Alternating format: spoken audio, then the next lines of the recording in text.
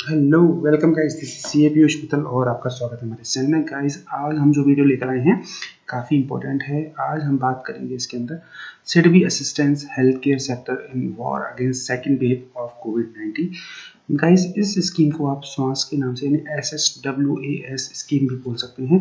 Guys इसी scheme को अभी अप्रैल या मई मंथ के बीच में ही लॉन्च किया हुआ है। अभी तक मैंने लास्ट टाइम तक देखा था तो इसके फॉर्म्स नहीं आए थे, लेकिन अब इसके एप्लीकेशन फॉर्म्स आ चुके हैं। तो जो भी पर्सन्स मेडिकल इंडस्ट्री लाइन के अंदर अपना नया बिजनेस सेट करना चाह रहे हैं या नया बिजनेस ऑलरेडी आप सेट कर चुके हैं या कोई पहले से एग्जिस्टिंग बिजनेस कर रहे हैं जो कि मेडिकल से रिलेटेड है और मेडिकल में भी कुछ इमरजेंसी इक्विपमेंट से रिलेटेड है, तो ऐसे केस में आप इस स्कीम का फ़ायदा उठा सकते हैं।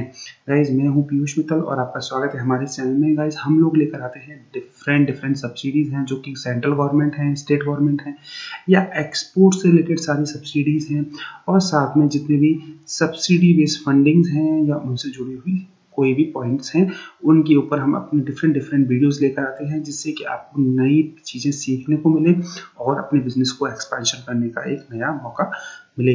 तो दोस्तों अगर अभी तक आपने इस चैनल को सब्सक्राइब नहीं किया है तो प्लीज़ सब्सक्राइब कर लीजिए और साथ में बेल आइकन पे भी बटन दबा दीजिए ताकि मेरे इस वीडियो के आपको लेटेस्ट अपडेट मिलते रहें और नोटिफिकेशंस आपको आते रहें।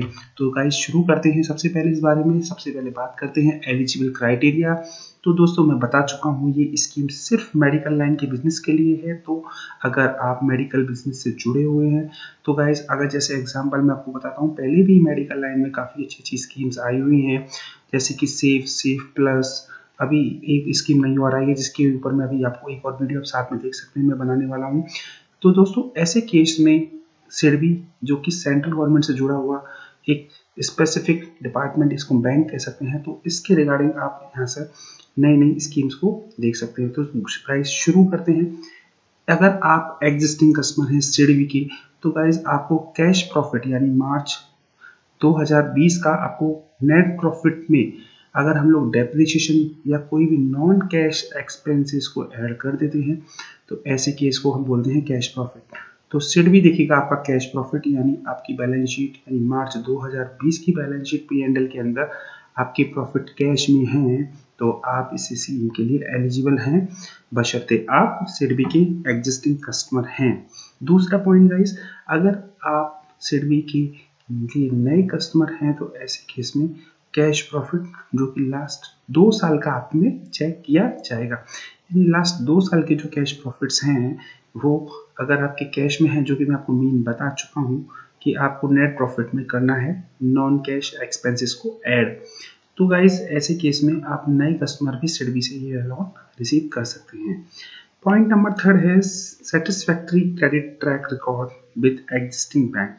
गाइस आप कोशिश आप देखते होंगे कि अगर किसी और बैंक से आपका लोन चल रहा होता है तो जनरली आपकी सिविल रिपोर्ट निकाली जाती है। तो ऐसे केस में बैंक क्या करेगी, आपकी सिविल रिपोर्ट निकालेगी और चेक करेगी कि कोई दूसरे लिए हुए फाइनेंस के अंदर कहीं आपने कोई डिफॉल्ट तो नहीं किया हुआ है।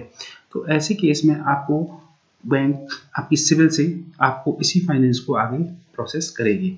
ओके गाइस शुरू करते हैं हम आगे। लोन अमाउंट, तो लोन अमाउंट आप देख सकते हैं कि हाईएस्ट आप उसके अंदर 2 करोड़ रुपए तक का फाइनेंस करवा सकते हैं जिसका रेट ऑफ इंटरेस्ट बहुत ही कम है जो कि 4.5 से 5% का ही चार्ज किया जाएगा। यह आपके सिविल स्कोर, आपके रेटिंग्स के ऊपर डिपेंड करता है या आपकी प्रोफाइल के ऊपर डिपेंड करता है कि आप किस प्रोफाइल से रिलेटेड है। ऐसे से इसी आधार पर आपका रेट ऑफ इंटरेस्ट चार्ज किया जाएगा। गाइस इसके अंदर आप 2 तरह से लोन ले सकते हैं। एक है टर्म लोन जो कि आप मशीनरी इक्विपमेंट्स के लिए ले सकते हैं, दूसरा है working capital term loan. Guys इसके अंदर सीसी लिमिट का प्रोविजन नहीं है। इसके अंदर आप देख पा रहे हैं वर्किंग कैपिटल जो कि टर्म लोन फॉर्म में है, यानी जिसको दूसरे फॉर्म में कई लोगों ने सुना होगा ड्रॉप डाउन ओडीपी बोलते हैं। जबकि टर्म लोन आपको पता है ये प्योरली इंस्टॉलमेंट बेस होती है जिसकी हर आपकी मंथली ईएमआई क्रिएट कर दी जाएगी और आपको यह पेमेंट करना होगा। अब गाइस टेन्योर की बात करें तो आपको पता होगा कि जो टेन्योर होगा वो टर्म लोन में अप्रोक्स 5 साल का होगा, जिसे हम आपको डिस्कस कर लेते हैं, आगे बढ़ते हैं। आप देख सकते हैं कि रीपेमेंट, अगर आप मशीनरी का कोई टर्म लोन ले रहे हैं तो ऐसे केस में आपको 60 महीने यानी कि 5 साल के अंदर ये टर्म लोन खत्म करना होगा। जबकि वर्किंग कैपिटल टर्म लोन की बात करें तो यह आपके लिए 18 महीने का होगा, और साथ में मोरेटोरियम पीरियड अगर आप ले रहे हैं तो 12 महीने का मोरेटोरियम पीरियड आप उठा सकते हैं।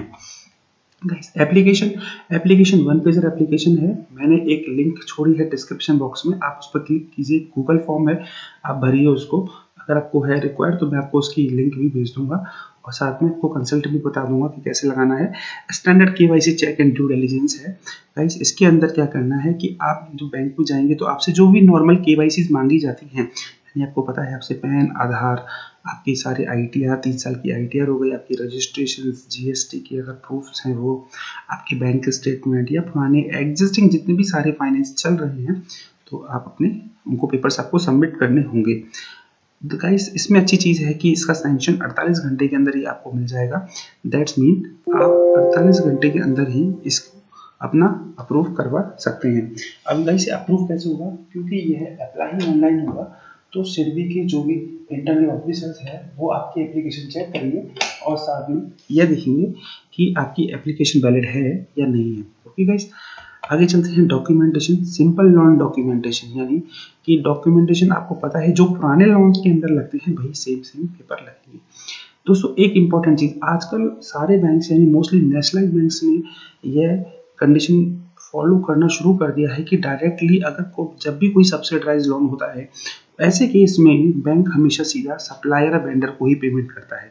चाहे आजकल हम बात करें एग्जांपल के तौर पर मुद्रा की, चाहे हम बात करें CGT MSE, PSU 59 मिनट्स या PMEGP, तो गाइस सेम यही इसी स्कीम के अंदर देखने को मिल रहा है कि सीधा वेंडर को पेमेंट होगा, यानी मशीन का पेमेंट है वो सीधा ही वेंडर को होगा। और अगर आप रॉ मटेरियल खरीदना चाहते हैं तो रॉ मटेरियल की कोटेशन के बेस पे भी पेमेंट सीधा वेंडर को ही किया जाएगा। तो दोस्तों आपकी कोई भी क्वेरी है इसके रिगार्डिंग आप मुझे बता सकते हैं। अब दोस्तों इंपॉर्टेंट और अच्छी बात है, इसके अंदर 100% फाइनेंस है। दैट्स मीन आपकी मान लीजिए प्रोजेक्ट कॉस्ट अगर 1 करोड़ रुपए की है तो आपको उसी के ऊपर पूरा 1 करोड़ रुपए का फंडिंग सिडबी कर सकती है, बशर्ते आपका प्रोजेक्ट एलिजिबल हो। दोस्तों मैं कोशिश करूंगा डिस्क्रिप्शन बॉक्स में सभी एलिजिबल प्रोडक्ट्स को डालने की, कौन कौन से प्रोडक्ट्स इसके अंदर एलिजिबल हैं।